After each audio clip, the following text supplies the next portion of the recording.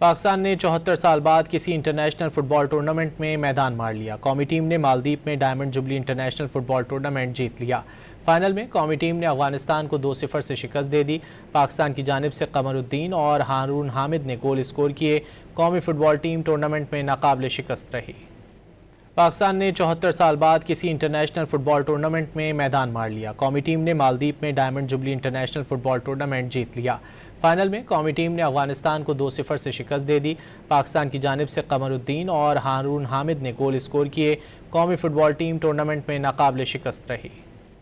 پاکستان نے 74 سال بعد کسی انٹرنیشنل فٹ بال ٹورنامنٹ میں میدان مار لیا۔ قومی ٹیم نے مالدیپ میں ڈائمنڈ جبلی انٹرنیشنل فٹ بال ٹورنامنٹ جیت لیا۔ فائنل میں قومی ٹیم نے افغانستان کو 2-0 سے شکست دے دی۔ پاکستان کی جانب سے قمر الدین اور ہارون حامد نے گول اسکور کیے۔ قومی فٹ بال ٹیم ٹورنامنٹ میں ناقابل شکست رہی۔